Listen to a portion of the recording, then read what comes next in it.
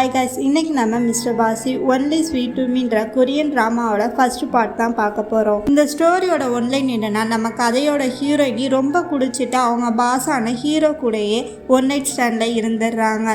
காலையில் எந்திரிச்சு தான் பாஸ்ன்னு தெரிஞ்சதும் அவருக்கு தெரியாமல் போயிடுறாங்க. ஹீரோ அவர் கூட இருந்த பொண்ணு யாருன்னு சொல்லி அவங்க ஆஃபீஸில் தேடி அலையிறாரு. ஆனால் அவர் கூட இருக்க ஹீரோயினி தான் அதுன்னு சொல்லி அவர் கண்டுபிடிச்சாரா, அவங்க ரெண்டு பேருமே ஒன்று சேர்ந்தாங்களா அப்படின்றத இந்த கதையில் பார்க்கலாம். இந்த ஸ்டோரியோட ஸ்டார்டிங்லேயே நம்ம ஹீரோவை தான் காமிக்கிறாங்க. அவர் ஒரு ரூமில் உட்காந்து ட்ரிங்க் பண்ணிட்டு இருக்காரு. அவருக்கு தலையெல்லாம் சுற்றுது. அவர் குடிக்கிற ட்ரிங்க்ல யாரோ மயக்க மருந்தை கலந்துருக்காங்க. கரெக்டாக அப்போன்னு பார்த்து ஹீரோட அம்மா அவருக்கு கால் பண்ணுறாங்க. ஹலோ ஈத்தன், உனக்கு கோவம் வரப்போகுதுன்னு எனக்கு தெரியும், ஆனால் எல்லாமே நல்லதுக்கு தான். இந்த தடவை அம்மா உனக்கு கரெக்டான ஒரு ஜோடியை கண்டுபிடிச்சிட்டு நான் சொல்கிறத மட்டும் நீ செய்ய அப்படின்னு சொல்லிட்டு ஹீரோ பேசுகிறத கேட்காம காலை கட் பண்ணிடுறாங்க. ஆனால் ஃபோனை வச்சதுக்கப்புறம் தான் அவங்களுக்கு பயமே வருது. ஐயோ, இவன் கண்ணை முழிச்சா முதல்ல நம்மளை தான் தேடி வருவான், அவன் வரத்துக்குள்ளே நம்ம தலைமறைவு ஆயிரும்னு சொல்லி அவங்க டிரைவரை கூப்பிட்டு லியோ ஏர்போர்ட்டுக்கு கிளம்பு அப்படின்னு சொல்லி அவசரமாக இந்த ஊரை விட்டே போயிடுறாங்க. அப்படியே இந்த பக்கம் கட் பண்ணி ஹீரோ காமிக்கிறாங்க.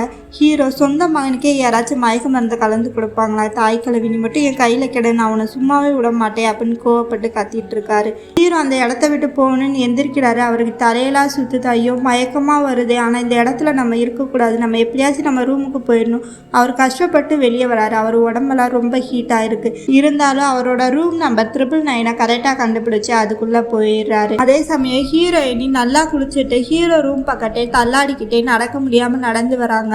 அம்மா, நமக்கு தனியாக எந்த ரூம் கொடுத்தாங்க? 996, அது எங்கே இருக்குது அப்படின்னு தேடுறாங்க.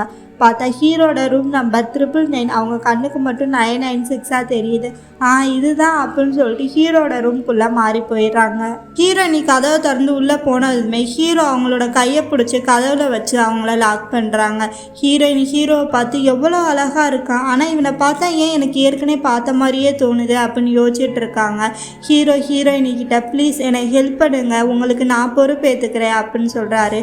அவங்க ரெண்டு பேருமே அந்த ஹோட்டல்லையே ஒன் நைட் ஸ்டாண்டில் இருந்துடுறாங்க. ஹீரோயினி காலைல கண் முழிச்சு பார்க்குறாங்க. பக்கத்தில் அவங்க பாஸை பார்த்தோன்னே அவங்களுக்கு ரொம்பவே ஷாக் ஆகிடுது. நம்ம பாஸு கூடயா ஒன் நைட் ஸ்டாண்டில் இருந்திருக்கோம், என்னால் இதை நம்பவே முடியல அப்படின்னு யோசிச்சுட்டு இருக்காங்க. அவங்க மனசுக்குள்ள நம்ம ஒரு படுக்கையில் ஒரு ஆண் கூட இருந்தோன்னா அவன் சொல்கிறத நம்பவே கூடாது, அதுவும் நம்ம பாஸாக இருந்தால் முக்கியமாக நம்பவே கூடாது. அதுவும் இவரை நான் இந்த நிலைமையில பார்த்துருக்கேன், இவர் மயக்கத்தில் இருக்கும்போது நான் இவர் கூட இப்போ இருக்கேன்னு தெரிஞ்சால் இவர் என்ன பண்ணுவார், என்னை வேலையை விட்டே தூக்கிடுவார், இவருக்கு தெரியாமல் இங்கேருந்து நம்ம எப்படியாச்சும் போயிடணும்னு சொல்லி அந்த இடத்த விட்டு போகிறாங்க. ஆனால் அவங்க போகும்போது அவங்களோட லாக்கெட்டை அதே இடத்துல விட்டுட்டு போயிடுறாங்க. ஹீரோ கண் முழிச்ச உடனே ஹீரோயினியை தான் தேடுறாங்க. ஆனால் அவங்களுக்கு பதிலாக அங்கே அந்த லாக்கெட் தான் இருக்குது. அதை எடுத்து ஹீரோ பார்த்துட்ருக்காங்க. கரெக்டாக அப்போ ஹீரோட அசிஸ்டன்ட் அந்த இடத்துக்கு வந்து, மிஸ்டர் சே உங்களுக்கு ஷா குடும்பத்து வாரிசு அறிமுகப்படுத்தி வச்சதும் அவங்க அங்கேருந்து போயிட்டாங்க. ஷா குடும்பத்து பொண்ணு உங்களை பக்கத்தறையில் வந்து பார்த்தா, ஆனால் நீங்கள் அங்கே இல்லைன்னதும் நீங்கள் அவங்கள ஏமாத்துறீங்கன்னு கோவப்பட்டு அங்கேருந்து போயிட்டாங்க அப்படின்னு சொல்கிறாங்க.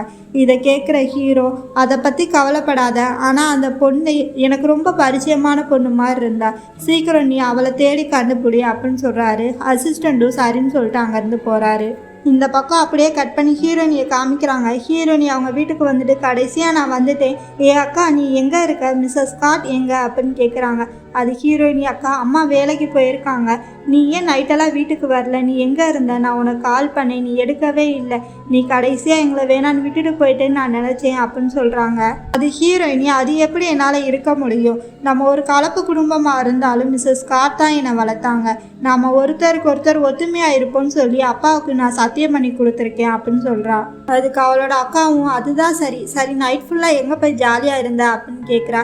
அது ஹீரோயினி, எங்கள் நிறுவனத்தோட பார்ட்டி கிரவுண்ட் பார்ட்டில் நடந்துச்சு, நாங்கள் நிறைய குடிச்சிட்டேன், அதனால் உங்கள் யாரையும் தொந்தரவு செய்ய விரும்பாமல் அங்கேயே நான் படுத்து தூங்கிட்டேன் அப்படின்னு சொல்கிறாங்க. ஹீரோயினியோட அக்கா ஹீரோயினி கழுத்தில் ஒரு மார்க் இருக்கிறத பார்க்குறாங்க. அதை பார்த்து அவங்க யோசிச்சுட்டு இருக்கும் போது கரெக்டாக ஹீரோயினிக்கு அவளோட பாஸ் ஃபோன் பண்ணுறாங்க. அதை பார்த்து ஹீரோயினி அவள் மனசுக்குள்ளே ஐயோ இவருக்கு எல்லாம் தெரிஞ்சிருச்சோ அப்படின்னு பயப்படுறாங்க.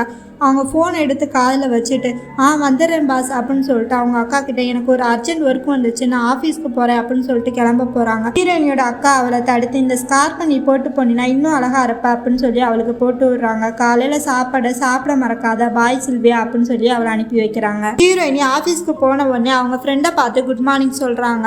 அவங்க ஃப்ரெண்டு ஹீரோயினி கிட்ட ஒன்றை தான் எதிர்பார்த்துட்டு இருந்தேன், ஃபேஷன் ஷோக்கான ப்ராஜெக்டை ரெடி பண்ணிட்டியா, டிசைனிங் டிபார்ட்மெண்ட் அதை கேட்டுகிட்டே இருக்காங்க அப்படின்னு சொல்கிறாங்க. அது ஹீரோயினி ஐயோ சாரி, என்னோட ஞாபக சக்தி ரொம்ப மோசமாயிடுச்சு, நான் வர அவசரத்தில் பேக்கை வீட்டிலேயே விட்டுட்டு வந்துட்டேன், நீ ஃபீல் பண்ணாத, நான் என் சிஸ்டருக்கு ஃபோன் போட்டு அதை எடுத்துகிட்டு வர சொல்லி நானே கொண்டு வந்து உன்ட்ட தரேன் அப்படின்னு சொல்கிறாங்க. தென் ஹீரோயினி அவளோட சிஸ்டருக்கு கால் பண்ணி என்னோட பேக்கை நான் வீட்டில் விட்டுட்டு வந்துட்டேன், ப்ளீஸ் எனக்கு கொண்டு வந்து கொடுக்குறியா அப்படின்னு கேட்குறாங்க. அதுக்கப்புறம் ஹீரோயினி ஹீரோவை பார்க்க அவரோட ரூமுக்கு போய் சார் என்னை கூப்பிட்டீங்களா அப்படின்னு கேட்குறாங்க. ஹீரோ ஆமாம் இங்கே வா அப்படின்னு சொல்லி கூப்பிட்றாரு. ஹீரோயினி பக்கத்தில் போய் நிற்கிறாங்க. ஹீரோ இன்னும் பக்கத்தில் வா அப்படின்னு சொல்கிறாரு.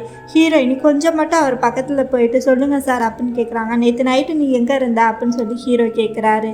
அதை கேட்டு ஹீரோயினி அதிர்ச்சியாக நிற்கிறாங்க.